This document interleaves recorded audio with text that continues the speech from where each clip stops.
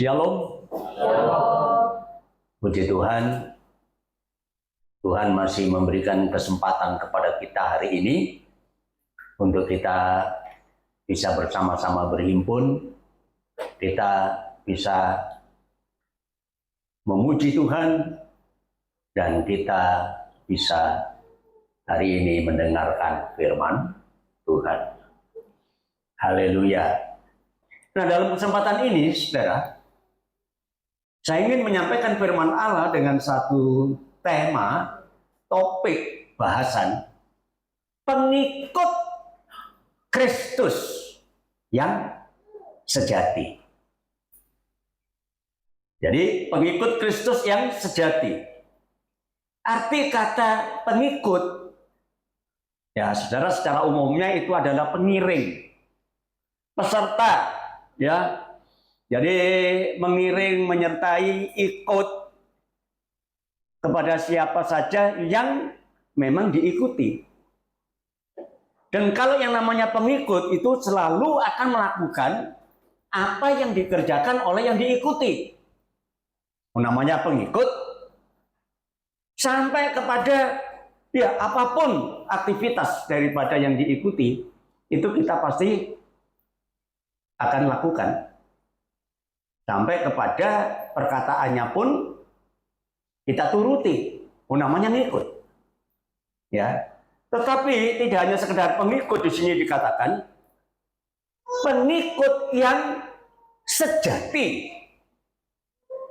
Sejati itu artinya asli, murni.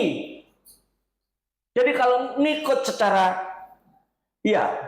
sejati, murni, asli, itu tanpa tendensi apa-apa. Aku ikut supaya nanti saya dikasih uang. Tidak. Tapi memang ada satu unsur kesengajaan tanpa ada motivasi-motivasi yang tertentu. Namanya mengikut secara murni, sejati. Nah, kalau kita mengikut Tuhan Yesus secara sejati, itu artinya bahwa kita mengikut Tuhan itu sekali lagi tanpa tendensi apapun. Kita mengikut Tuhan berarti kemana saja Tuhan itu pergi, kita akan ikut. Apa yang dilakukan oleh Tuhan, kita akan contoh, kita akan ikuti. Sekali lagi namanya pengikut. Ya, apa yang dikatakan kita dengar dan kita ikuti. Nah, itu pengikut yang sejati. Nah, cuma alasannya, ya saudaraku, mengapa kita bisa mengikut Tuhan? Tentu ada alasan kan? Saudara dan saya mungkin tadinya belum pernah mendengar nama Yesus. Tapi sekarang kenapa kita menjadi pengikut? Nah, saudara, itu yang pertama karena kita dipanggil oleh Tuhan. Ya, mengapa jadi pengikut? Karena ada panggilan. Ya, panggilan. Jadi ada kerinduan, rencana daripada Tuhan untuk kehidupan kita. Ya, ikutlah aku, katanya. Nah, kalau kita membaca Alkitab banyak sekali ayat-ayat yang mengatakan bagaimana Tuhan mengajak orang ikut untuk kepadanya. Ya, ikutlah aku. Ikutlah aku. Tapi kita akan baca sebagian saja ya. Baik, kita akan membaca di dalam kitab Injil Matius pasal 9 ayat yang ke-9. Setelah Yesus pergi dari situ, ia melihat seorang yang bernama Matius duduk di rumah cukai. Nah, Matius ini orang tukang tarik pajak. Ya, saudara, tukang tarik pajak. Tapi ini sangat dibenci oleh orang Israel. Karena dia narik pajak itu kepada masyarakat Israel dan itu disetorkan kepada pemerintah Romawi. Jadi kerja untuk orang asing, makanya sangat dibenci. Tapi tatkala ia duduk di rumah cukai, Tuhan Yesus lewat lalu berkata kepadanya, ikutlah aku. Nah, undangan Tuhan, ikutlah aku, hei Matius. Maka berdirilah Matius lalu mengikut dia. Jadi jelas, kenapa jadi pengikut? Karena diajak oleh Tuhan. Ya, mari kita baca satu ayat lagi. Yohanes pasal 1 ayatnya yang ke-43. Pada keesokan harinya, Yesus memutuskan untuk berangkat ke Galilea. Ia bertemu dengan seorang yang bernama Filipus. Dan kepada Filipus itu dikatakan, dan dia berkata kepada Filipus ini, ikutlah aku. Jadi jelas saudara, bahwa untuk menjadi pengikut Tuhan, itu karena Tuhan menghendaki. Jadi kita sampai ada di sini menjadi pengikut Tuhan, saya yakin itu semua rencana Tuhan. Ya, bayangkan, kalau tidak mungkin. Saya saja bisa jadi orang Kristen ini tidak mungkin kalau tidak rencana Tuhan. Ya, dengan caranya Tuhan memanggil saya, ikutlah aku. Ya. Dan yang kedua, kenapa jadi pengikut Tuhan? Nah, karena dasarnya adalah kehendak hatinya sendiri. Karena keinginannya sendiri, kerinduannya sendiri. Nah, kenapa sampai muncul keinginan seperti itu, saudara? Karena mendengar lebih dulu kesaksian. Ya. Nah, pada di Yohanes pasal 1 ayat 35 sampai 39, di situ dikatakan, pada keesokan harinya Yohanes Pembaptis ini berdiri di situ pula dengan dua orang muridnya. Ya, jadi dia berdiri dengan muridnya. Tiba-tiba Tuhan Yesus datang. Dan ketika Yohanes ini melihat Yesus lewat, maka ia berkata, lihatlah anak domba Allah. Wah, ini si Yohanes Pembaptis ya memberikan petunjuk nasihat ya. Maka kedua murid itu mendengar apa yang dikatakannya itu, lalu mereka pergi mengikut Yesus. Jadi Tuhan tidak berkata ikutlah aku, enggak. Tapi ini atas keinginan sendiri dari dua orang murid ini, karena apa? Petunjuk nasihat dari orang lain, dalam hal ini adalah Yohanes Pembaptis. Tapi ketika Yesus menoleh ke belakang, ia melihat bahwa mereka mengikuti dia. Lalu Tuhan Yesus berkata kepada mereka, hei, apa yang kamu cari? Apa yang kamu cari? Kata mereka kepadanya, Rabi, artinya guru. Ya, di manakah engkau tinggal? Dia tanya alamatnya Tuhan. Bayangkan. Ya, Tuhan Yesus berkata kepada mereka, marilah dan kamu akan melihatnya. Maka mereka pun datang dan melihat di mana ia tinggal. Dan hari itu mereka tinggal bersama-sama dengan Tuhan Yesus. Dan waktu itu kira-kira pukul 4. Jadi saudara, kenapa dia bisa menjadi pengikut Tuhan? Yang pertama tadi karena Tuhan yang panggil.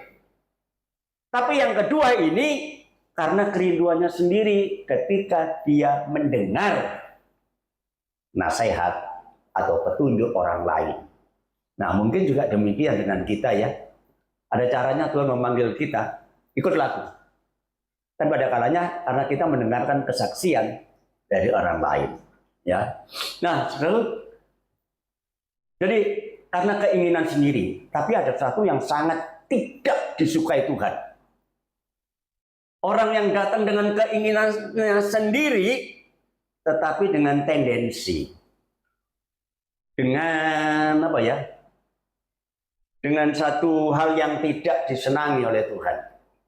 Ya, dan dikatakan Dia mencari Tuhan hanya ingin mencari kebanggaan, cari popularitas diri.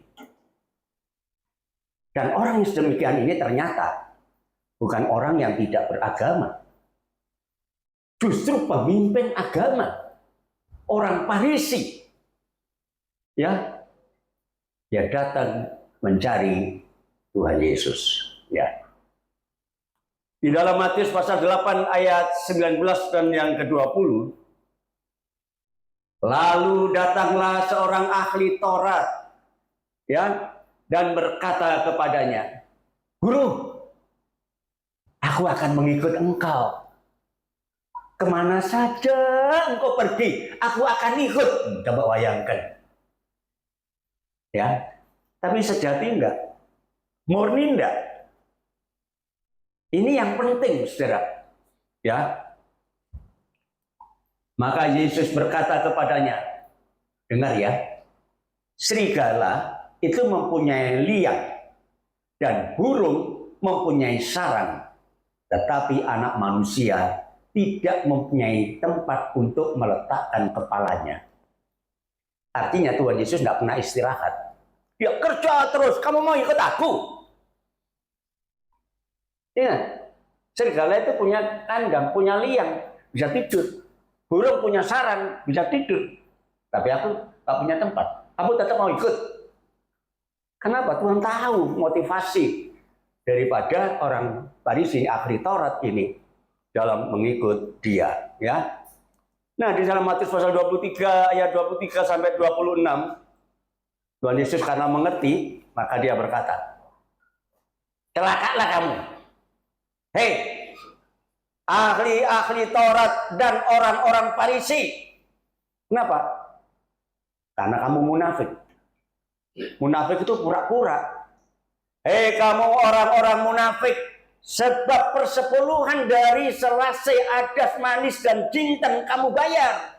Nah, karena dia seorang agamawi, dia rajin bayar perpuluhan. Ya. Tetapi yang penting itu bukan perpuluhan. Ngikut Tuhan itu. Ya. Tetapi yang terpenting dalam hukum Taurat kamu abaikan, yaitu keadilan, belas kasihan, dan kesetiaan. Yang satu harus dilakukan dan yang lain jangan diabaikan. Oh, Tuhan senang melihat orang Kristen setia bayar perpuluhan.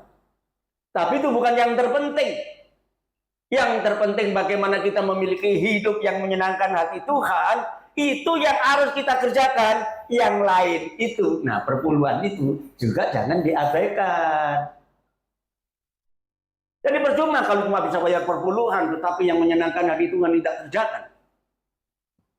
Nah, ini kebanyakan orang-orang Farisi ahli Taurat, oh bayar perpuluhan, tapi hidupnya tidak menyenangkan hati Tuhan. Hei, kamu pemimpin-pemimpin buta. Tuhan Yesus menegur dengan tragis gini ya. Nyamuk kamu tapiskan dalam minumanmu. Mamanya dia pakai gelas mau minum, ada nyamuknya, dia singkirkan. Nyamuk kamu tapiskan, tapi unta di dalamnya kamu telan. Coba bayangkan. Tuhan Yesus memberikan gambaran coba yang kecil saja kamu singkirkan, tapi perkara yang kurang menyenangkan yang begitu besar kamu telan, kamu tenggak. Ini Tuhan menegur orang-orang Farisi. Celakalah kamu, hei ahli-ahli Taurat dan orang-orang Farisi. Hei kamu orang-orang munafik, sebab cawan dan pinggan kamu bersihkan sebelah luarnya saja, ketuane api, ya, tetapi sebelah dalamnya penuh dengan rampasan dan kerakusan. Saudara, Tuhan tidak hanya melihat luar lo ya. Seringkali orang Kristen begitu percaya sama Tuhan, langsung berubah luarnya. Ya, yang dulu elek, jadi ganteng, jadi cantik, sehingga bangga. Aku sadekin derek Gusti, uripku dadi anyar. Uripku dadi anyar sing ngendi? Penampilannya Bukan itu. Yang luar kamu bersihkan, tetapi yang dalamnya kamu umbar. Tapi yang di dalam ternyata adalah satu hal yang sangat tidak menyenangkan hati Tuhan. Penuh dengan rampasan, penuh dengan kerakusan. Ya, hei orang Farisi, mengbuta, bersihkan dulu sebelah dalam cawan itu, maka sebelah luarnya juga akan bersih. Nah, atine dhisik bersenono, bukan penampilan luar. Ya, coba kalau hati kita ini bersih, tidak kotor, hati jadi ayam tentrem, maka luarnya kelihatan berubah. Dulu kata wong tuwek melakukan nyempuk gitu ya. Tetapi begitu hatinya, hati yang gembira adalah obat yang manjur. Nah, Pak Wana mapal. Ya, hati yang gembira adalah obat. Jadi obat satu-satunya dalam hidup manusia ini adalah hati yang gembira. Untuk bisa memiliki hati yang gembira, bersihkan dulu, baru yang keluarnya kelihatan bercahaya. Amin. Saudara, pengikut Tuhan itu bukan munafik. Ya, tetapi benar-benar bersih, ya saudaraku. Celakalah hei kamu ahli-ahli Taurat dan orang-orang Farisi, hei kamu orang-orang munafik, sebab kamu sama seperti kuburan yang dilabur putih. Tidak ada kuburan yang elek ya, sampai kuburan aja pilih-pilih loh. Tempat yang bisa bagus, kemudian bisa didesain bagaimana makam itu, tetapi saudara, ya, yang sebelah luarnya memang bersih tampaknya, tetapi sebelah dalamnya penuh tulang belulang dan berbagai jenis kotoran. Ayo coba.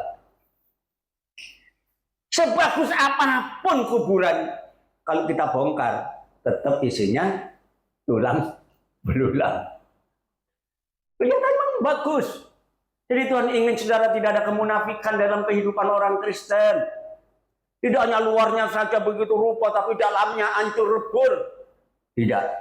Makanya dikatakan tadi, pengikut yang sejati.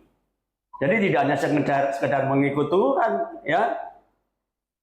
Demikianlah juga kamu di sebelah luar kamu tampaknya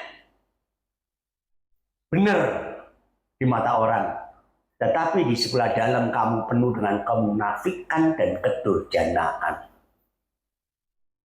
Terus sayang saudara ya, kalau kemudian orang-orang menilai kita sedemikian, tapi mudah-mudahan tidak ada di antara kita.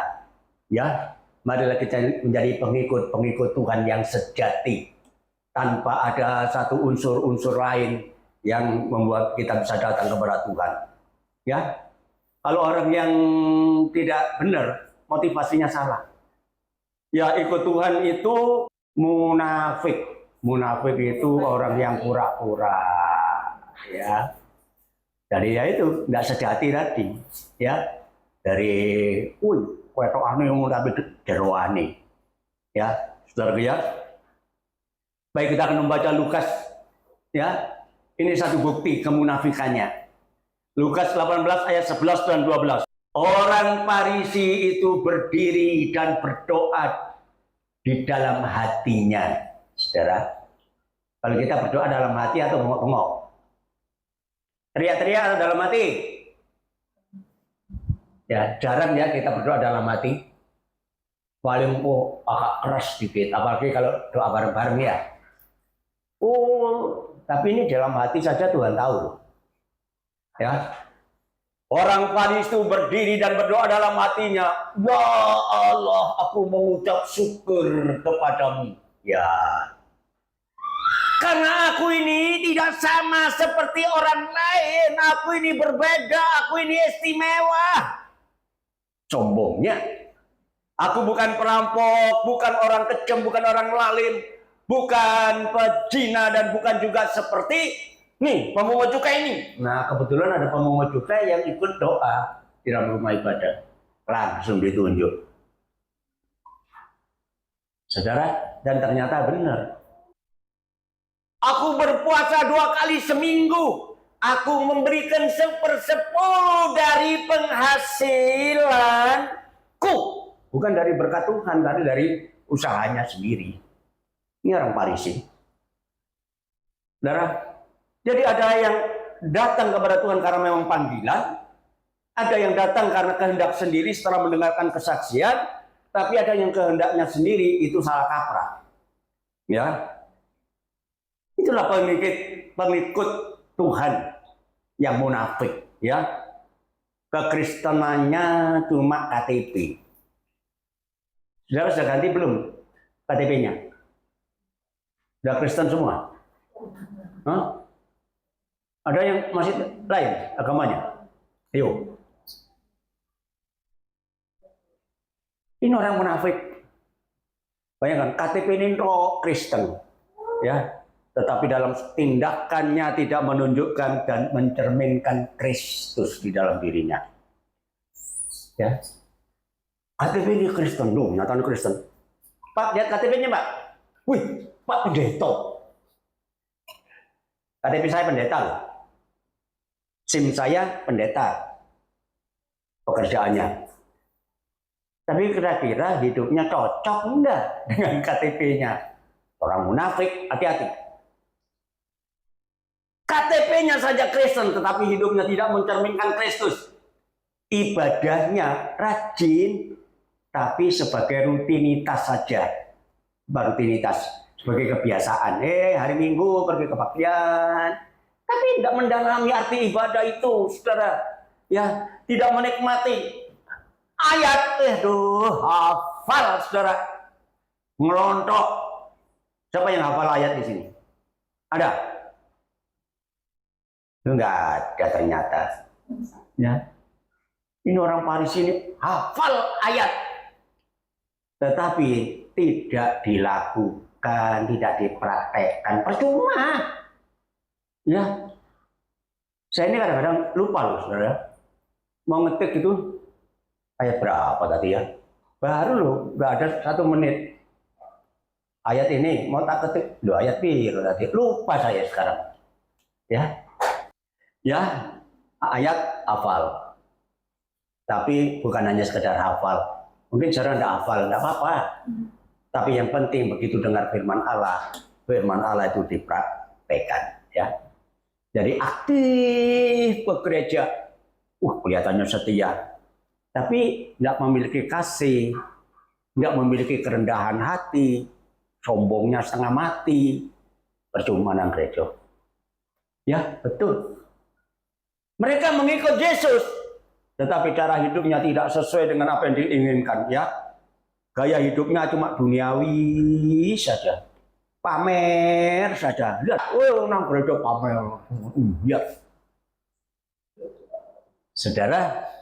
Itu artinya mengikut Yesus dengan salah tujuan. Ya. Jadi jangan sampai sedemikian, ya. Nah, kemudian apa seharusnya, ya? Bagaimana seharusnya kita mengikut Yesus itu? Kita harus mengikuti apa yang Tuhan Yesus inginkan di dalam kehidupan kita, ya. Jadi memang ikut Yesus itu tidak menguntungkan, loh, saudara. Secara jasmani ini tidak menguntungkan, rugi. Kita banyak kehilangan. Coba kita mau sombong tidak boleh, iya kan? Kadang-kadang malah saudara sendiri banyak yang hilang. Saya 7 bersaudara, ya, dan punya keluarga juga kaya-kaya keluarga saya. Nggak tahu kaya apa, tapi benar.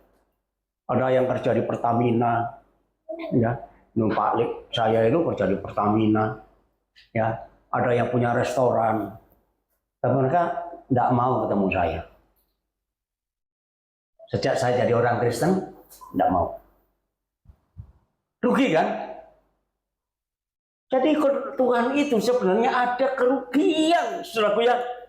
Kita bisa kehilangan pekerjaan, ya. Seperti saya pernah ceritakan, saya mau diangkat oleh di tempat kerja saya, Yakob, kamu tak angkat jadi kepala bagian, ya. Oh ya, terima kasih. Cuma satu syaratnya, kamu jangan ke gereja. Loh, coba. Kamu jangan ke gereja. Oke, saya terima. Hari ini saya keluar saya dari pekerjaan. Jadi ikut Tuhan itu sebenarnya banyak yang dirugikan, sampai hubungan saja relasi kita dengan orang lain seringkali malah hilang. Enak enggak? Ini resiko, saudara. Ya, tetapi apapun alasannya, saudara, kita harus tetap setia. Coba kita akan membaca di dalam Matius pasal 4 ayat yang ke-20 dan 22. Lalu mereka pun segera meninggalkan jalannya dan mengikut dia. Ketika ada orang menjala ikan, ya, Tuhan bilang, ikutlah aku. Ditinggal jalannya, buang jalannya, rugi, pekerjaannya hilang. Kenapa? Dia mengikut Yesus. Dan ayat 22 mengatakan, mereka segera meninggalkan perahu serta ayahnya, lalu mengikut dia. Perahu dan ayahnya, keluarganya. Ada satu kerugian sebenarnya. Saya tahu saudara bagaimana setelah menjadi orang Kristen ini, ada yang tidak senang sama saudara. Mungkin anak, mungkin orang tua, mungkin saudara, mungkin sahabat. Ya, banyak teman-teman saya di SMP itu nggak senang sama saya, tapi satu yang senang, yang sampai sekarang itu masih akrab. Rumahnya di Simo. Ya, itu kalau Natal dia mesti ke sini bersetengah dengan istrinya. Kalau hari raya saya ke rumahnya, paling akrab. Saya tanya, di mana dengan si A, si B? Oh ya sudah, mereka enggak apa-apa. Tapi mereka enggak mau ketemu saya. Satu saja yang ketemu. Jadi saudara, ada rasa kehilangan, ya. Di dalam Lukas pasal 5 ayat yang ke-28, maka berdirilah Lewi itu Matius tadi itu, dan meninggalkan segala sesuatu, lalu mengikut Yesus. Saudara, mengikut Yesus keputusanku. Mengikut Yesus keputusanku. Mengikut Yesus keputusanku. Ku tak ingkar. Ku tak ingkar. Seringkali orang ikut Yesus, tapi setelah ditawari yang lebih baik daripada mengikut Yesus, langsung minggat. Saudara, jangan ada di antara kita. Ya, haleluya. Lukas pasal 18 ayat yang ke-28, Petrus berkata, kami ini telah meninggalkan segala kepunyaan kami dan kami mengikut Engkau. Wah, keputusan yang luar biasa. Saudara, ini satu keputusan yang sangat baik. Kalau kita sudah menjadi orang Kristen, seharusnya apa yang tidak menyenangkan hati Tuhan kita tinggalkan. Ya, saudaraku, jadi mengikut Yesus ternyata secara fisik kita banyak ruginya. Ya, benar, banyak ruginya. Jadi saudara, mengikut Yesus itu merupakan satu keputusan yang sulit. Ya, yang paling benar kira gimana? Kalau kita tahu bahwa mengikut Tuhan itu ternyata sulit dalam perjalanan hidup kita selagi di dunia ini. Apa sekarang tindakan kita? Ya, paling benar. Mundur. Betul kan? Nah, kalau mengikut Tuhan selalu sulit, kenapa kita berlanjut? Lebih baik mundur. Dan memang dalam kenyataan dalam Alkitab banyak mereka yang mundur, ya. Baik, kita akan membaca di dalam Yohanes pasal 6 ayat 66. Saya tertarik dengan ayat ini, saudara. Ya. Mulai dari waktu itu banyak murid-muridnya mengundurkan diri dan tidak lagi mengikut Tuhan Yesus. Coba. Kan ternyata sulit. Saya waktu baca ayat ini tertarik. Kenapa? Karena itu angka apa? Yohanes pasal 666. 666 itu angka apa? Angka antikris itu. Aku saya baca, loh. Kaget saya renungkan. Yohanes 666. Ya. Dan benar, angka ini yang membawa murid-muridnya kemudian mundur. Mulai daripada waktu itu murid-muridnya mengundurkan diri dan tidak lagi mengikut Yesus. Kenapa? Ternyata ikut Yesus itu tidak menyenangkan, saudara ya. Dan mereka yang mundur ini siapa sebenarnya? Mereka yang mundur ini adalah mereka yang mendapat panggilan. Ya kan? Kan tadinya Tuhan Yesus bilang, ikutlah aku, ikutlah aku, ikutlah aku. Tapi ternyata mereka mundur. Kenapa? Karena mereka hanya dipanggil tetapi tidak dipilih. Nah, saudara, dalam Markus pasal yang ke-22 ayat yang ke-14, di situ dikatakan, sebab banyak memang yang dipanggil, tetapi sedikit saja yang dipilih. Nah, ini saudara, ini Alkitab, Tuhan Yesus ini mengatakan, banyak yang dipanggil. Banyak orang Kristen. Ayo, kalau kita gabungkan di Indonesia saja, berapa totalnya orang Kristen? Mereka semua dipanggil. Tetapi apakah mereka dipilih? Nanti satu saat Tuhan pilih. Ya. Kita masuk orang pilihan atau tidak, itu tergantung dari mana sikap kita menjadi pengikut Tuhan Yesus. Pengikut yang sejati, pengikut yang tulen, atau pengikut yang hanya sekedar ikut-ikutan. Itu nanti disisihkan, ya. Jadi masalah penderitaan Kristus itu menjadi pengalaman bagi pengikut Kristus sebenarnya. Jadi jangan dipikir ketika kita menjadi orang Kristen itu aman-aman saja. Kita dibenci oleh keluarga, dibenci tetangga, kemudian ya sampai mungkin pekerjaan kita dicopot karena kita jadi orang Kristen. Ya. Tetapi beruntung mereka. Apapun yang terjadi yang tidak menyenangkan dalam hidupnya, tetapi kalau dia bertahan, ujung-ujungnya dia akan diselamatkan. Ya. Matius pasal yang ke-10 ayat yang ke-22. Dan kamu akan dibenci semua orang. Kenapa? Karena namaku. Dalam arti karena kamu jadi orang Kristen, kamu dibenci. Ayo, siapa yang punya pengalaman seperti dalam hidup kita sekarang? Dibenci oleh orang lain. Dibenci oleh keluarganya. Saudara, tetapi orang yang bertahan sampai kesudahannya, maka dia akan selamat. Banyak lu orang nggak tahan. Ya, kenapa? Kehilangan anggota keluarga, dibenci, disisihkan. Saudara, tapi kalau kita bertahan dalam keyakinan kita, dalam iman kita, dalam pengiringan kita, akhirnya bukan orang lain yang selamat kita. Saudara, kalau saudara bisa bertahan sampai pada akhirnya, ya. Jadi mengikut Tuhan itu sesungguhnya gak gampang. Ya, jadi orang Kristen benar gampang, gak asal enak ya orang itu dari orang Kristen sekarang. Kalau ke gereja cuma apa? Nyanyi-nyanyi. Tunggu dulu.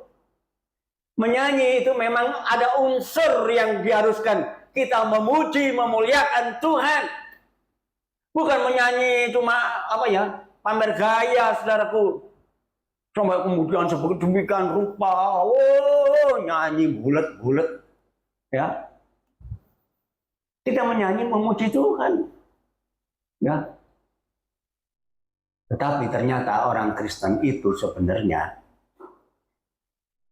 cukup banyak beban ketika mengiring Tuhan. Ya. Markus pasal 8 ayat 34. Di situ dikatakan, lalu Yesus memanggil orang banyak dan murid-muridnya dan berkata kepada mereka, setiap orang yang mau mengikut aku, ia harus menyangkal dirinya, memikul salibnya, dan mengikut aku. Loh, kok gak enak gini ya? Siapa yang mau mengikut Yesus harus menyangkal dirinya. Artinya bahwa dia tidak boleh membanggakan dirinya. Siapa kita? Kita harus merasa rendah di hadapan Tuhan. Menyangkal diri dan tanggung beban penderitaan. Pikul salib. Salib itu satu hal yang tidak menyenangkan. Ya, Tuhan Yesus memikul salib. Dicaci maki, dicambuk, dan lain sebagainya. Adalah satu peristiwa yang tidak menyenangkan. Jadi jangan dipikir ketika kita menjadi orang Kristen langsung nyaman-nyaman aja. Enggak, saudara. Mungkin secara fisik kita bisa nyaman, kita bisa menikmati berkat-berkatnya. Tetapi seringkali secara rohani kita banyak pertentangan, dilawan. Waduh, dibuat sakit hati oleh orang banyak. Tapi itu yang harus menjadi pengalaman di dalam hidup kita sebagai orang percaya. Ya. Matius 10 ayat 38. Barang siapa tidak memikul salibnya dan mengikut aku, ia tidak layak bagiku. Nah, percuma kita jadi orang Kristen tapi tidak berkenan di hadapan Tuhan, nggak layak. Nggak diperhatikan sama Tuhan. Percuma. Saudara setia, rajin, begitu rupa, ya nyanyi-nyanyi, memuji Tuhan, dengar firman, tapi kalau Tuhan bilang, aku tolak kamu. Percuma. Jadi ternyata saudara orang Kristen itu tidak gampang, ya, menanggung beban penderitaan, tapi menderita karena Kristus, bukan karena salah kita sendiri. Banyak orang dihajar orang karena mencuri, itu karena salahnya. Tetapi kalau kita menderita karena Kristus, berbahagialah, ya. Dan katakan harus memikul salib, ya. Memikul salib ini, saudaraku, artinya mematikan kehidupan kita yang lama. Nah, ini sesungguhnya artinya. Mengapa harus kita pikul salib? Salib itu adalah alat untuk membunuh Tuhan Yesus. Tuhan Yesus mati di atas kayu salib. Jadi artinya kalau kita pikul salib, artinya kehidupan kita harus dimatikan, dibunuh. Apa itu? Kehidupan lama kita. Saudara, manusia itu punya kehidupan yang lama loh. Ya, orang Kristen punya kehidupan yang lama dulu sebelum menjadi orang Kristen, sekarang sudah jadi orang Kristen, maka kehidupannya harus berubah. Ya, kita sudah menjadi baru di dalam Kristus. Ya, kita harus meninggalkan kehidupan kita yang lama. Ya, nah, meninggalkan kehidupan lama. Sekali lagi, kita punya ciri khas, ya, punya kehidupan yang lama, ya. Lukas pasal 5 ayat yang ke-11, di situ dikatakan, dan sesudah mereka menghela perahu-perahunya ke darat, mereka pun meninggalkan segala sesuatu lalu mengikut Yesus. Jadi kehidupan mereka sebagai penjala ikan ditinggalkan.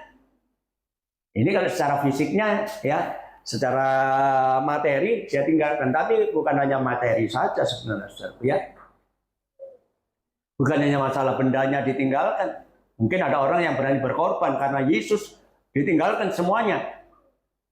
Tapi bukan berarti hanya bendawi. Terutama adalah kehidupan kita sebagai orang Kristen yang harus kita tinggalkan semua. Kehidupan kita yang lama, sekali lagi kehidupan yang tidak menyenangkan hati Tuhan, ya. Dalam Efesus pasal 4 ayat yang ke-22 sampai 24, yaitu bahwa kamu berhubung dengan kehidupan kamu yang dulu. Bagaimana kita dulu?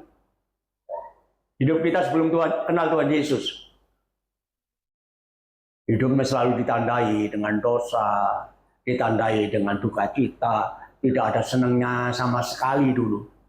Yaitu bahwa kamu berhubung dengan kehidupan kamu yang dulu harus meninggalkan, melepaskan manusia lama yang menemui kebinasaan oleh nafsunya yang menyesatkan.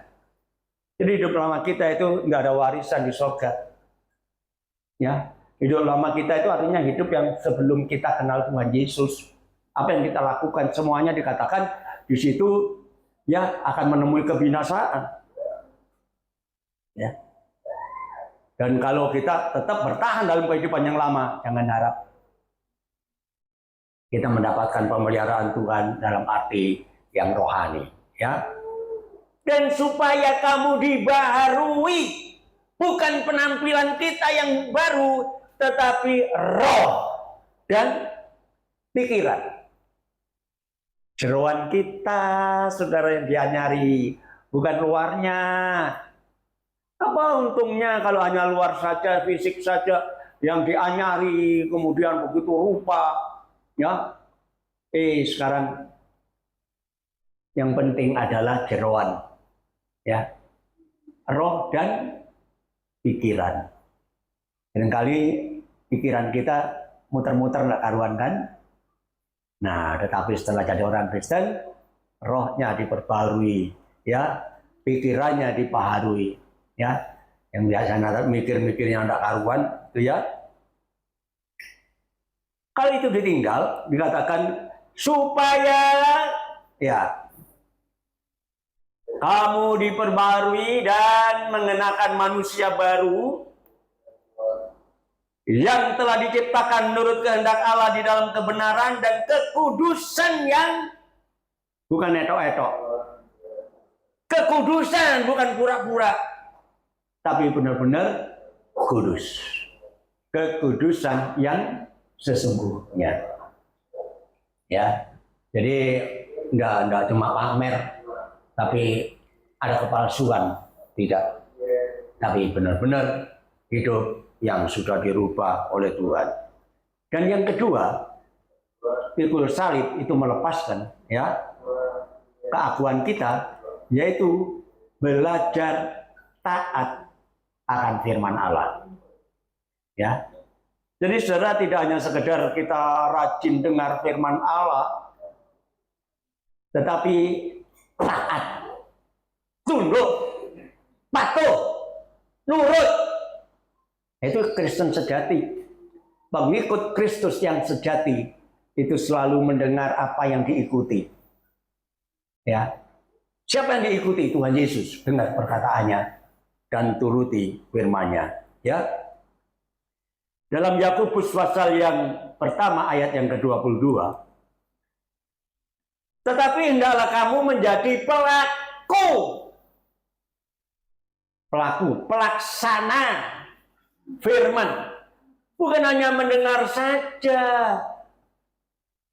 Bolak-balik dengar firman Allah, amin, amin, amin, tapi tidak dilakoni, percuma. Ya, jarkoni, banyak belajar tapi tidak banyak melakoni. Itu. Ayo kita belajar, dengar firman Allah dan lakukan, sebab kalau tidak demikian kamu menipu dirimu sendiri.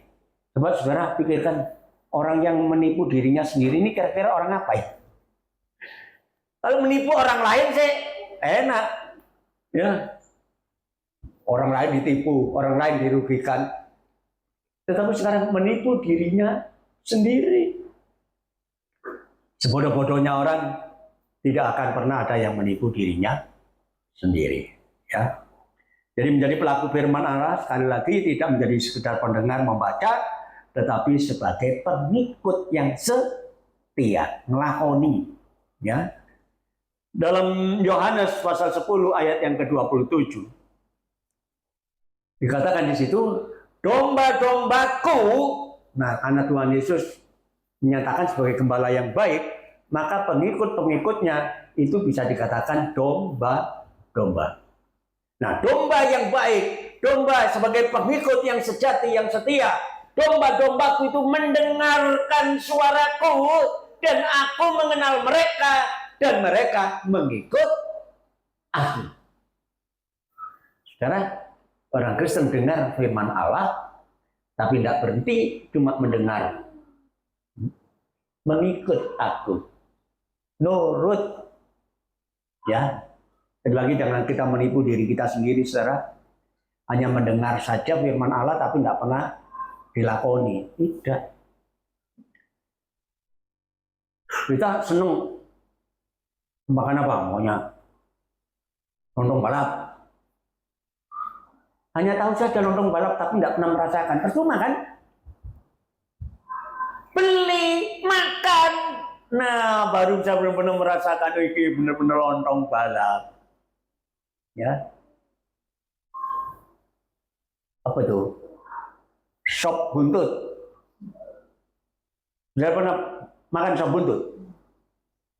Saya sarankan di pelosok itu. Ya, keluar dari mau ke pasar, belok kiri. Weh, murah, sak porsi 50 tepi.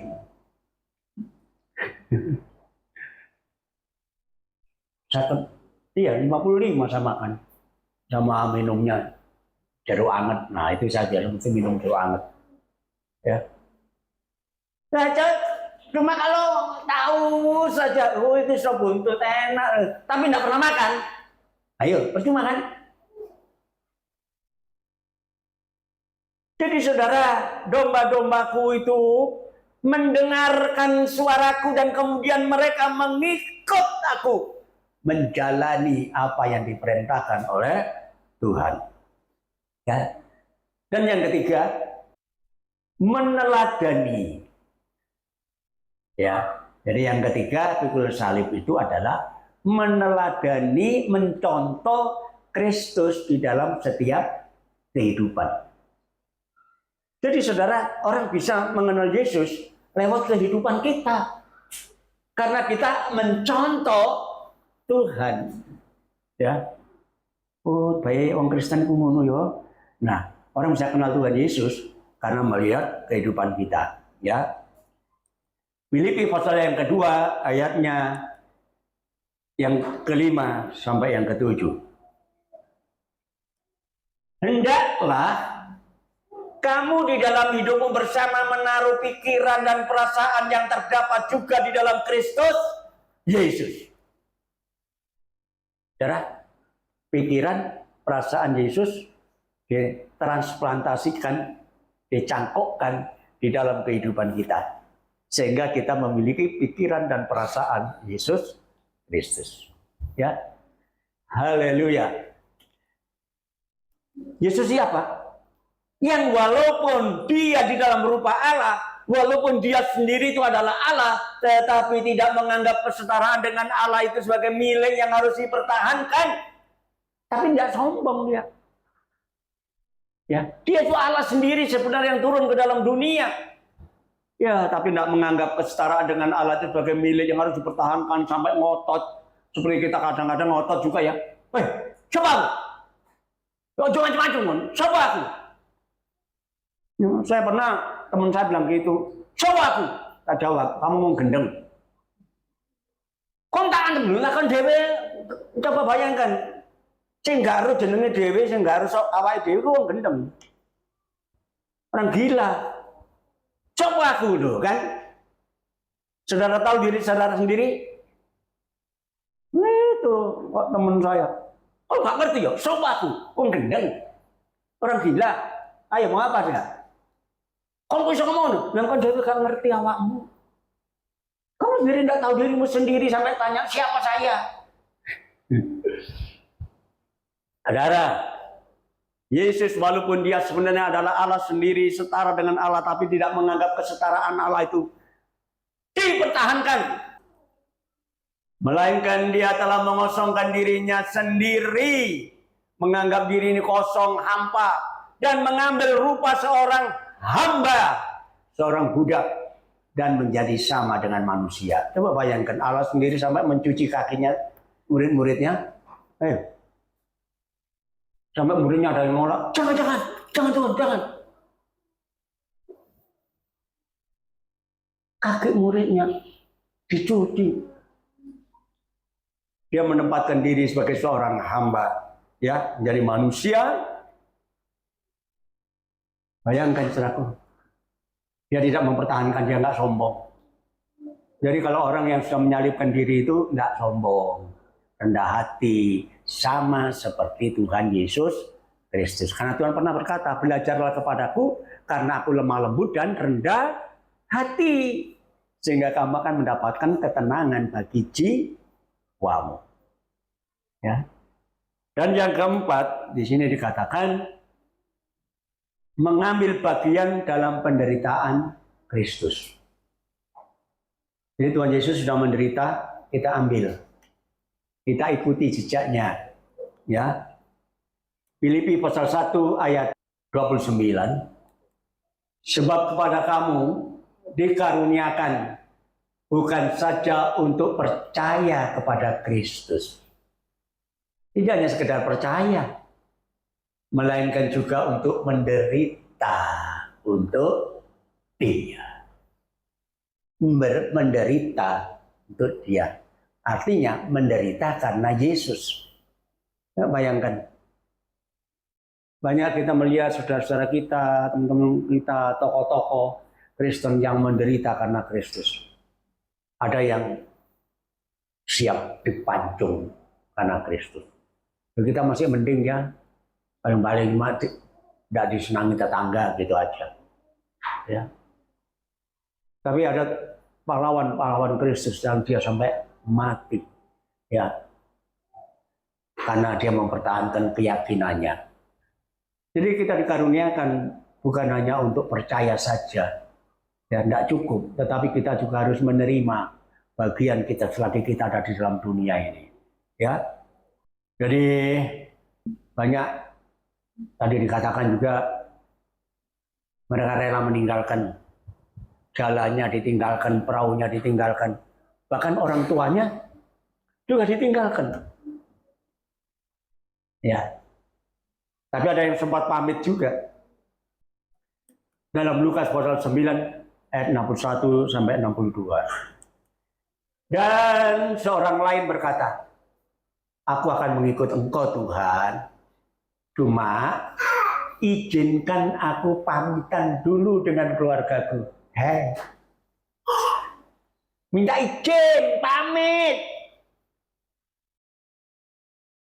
Tetapi Yesus berkata, setiap orang yang siap untuk membaca tetapi menoleh ke belakang tidak layak untuk kerajaan Allah. Jadi kalau kita ngikut Tuhan, masih ya apa ya wong tuaku, ya apa ya keluargaku, ya apa ya majikanku, tidak layak. Ayo aku ikut Yesus, nekat, mati hidup buat Tuhan.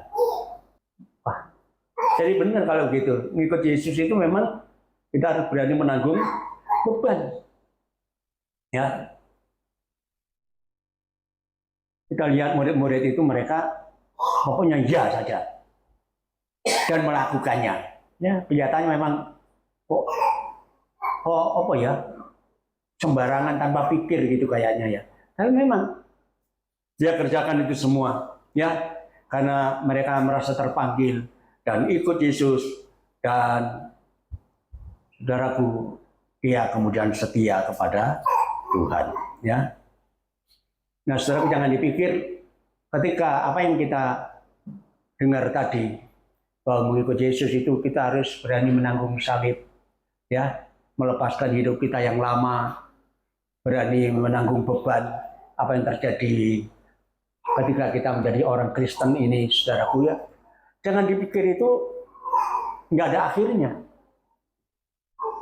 Maka ada dikatakan hasil akhir kita mengikut Yesus. Saudara, ada pungkasannya, saudara. Jadi ketika kita harus mengalami beban, mengalami penderitaan, bukan berarti tidak ada akhirnya. Hasil akhir mengikut Kristus. Markus 10 ayat yang ke-28 sampai yang ke-30. Berkatalah Petrus kepada Yesus, kami telah meninggalkan segala sesuatu dan mengikut Engkau.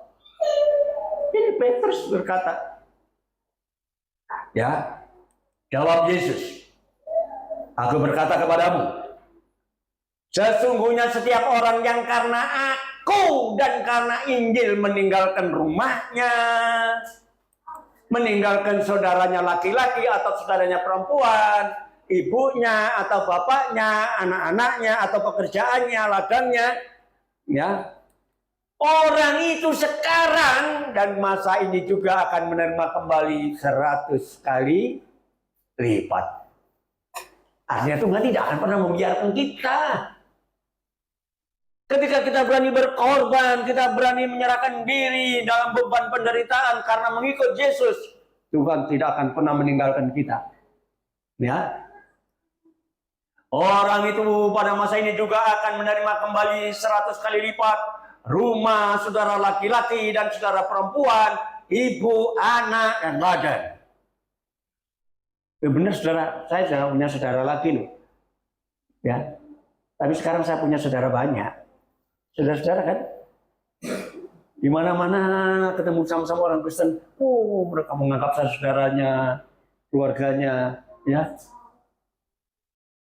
Di sini yang kecil-kecil panggil saya opa, loh saya punya anak, ya. Jadi saudara, saya memang nggak punya keluarga secara ya keturunan nggak ada, tapi sekarang saya sudah diganti oleh Tuhan. Di mana-mana saya banyak saudara, ya. Sekalipun disertai berbagai penganiayaan dan pada zaman yang akan datang, pada hari-hari yang akan datang nanti akhirnya dunia ini lenyap, ia akan menerima hidup yang kekal. Ini luar biasa. Ya, ini ujungnya, saudara. Kalau kita mengikuti Yesus secara sejati, rela meninggalkan kehidupan lama, ya, mikul salib untuk Tuhan.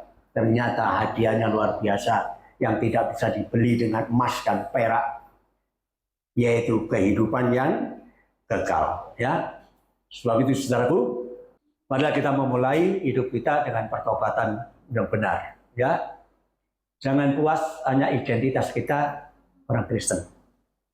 Loh, aku orang Kristen. Jangan puas dengan cuma identitas. Tapi benar-benar kita mendalami kehidupan kita dengan cara kita menyerahkan hidup ini kepada Tuhan dan mendisiplin diri untuk tetap hidup dekat dengan Tuhan, untuk kita tetap setia beribadah dan selanjutnya. Kita perhatikan murid-murid Tuhan punya ciri hidup yang berbeda dengan yang lain.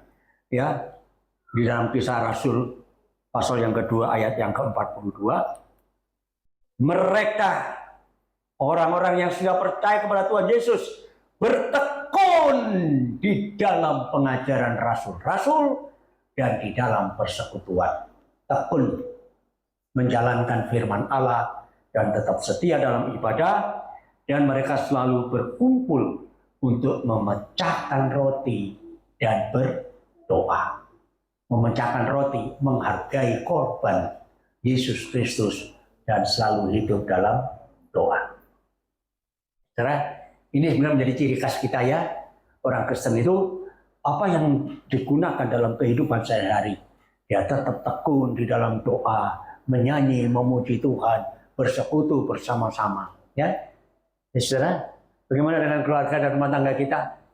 Sekali menyanyi atau menyonyo? Hah? Ayo, jujur aja. Ayo kita rubah, saudara. Sebagai pengikut Kristus yang sejati, maka kita berani meninggalkan segala sesuatu yang tidak menyenangkan bagi Tuhan, dan saya yakin Tuhan akan pelihara hidup kita mulai sekarang sampai nanti pada hidup yang kekal. Amin. Tuhan memberkati.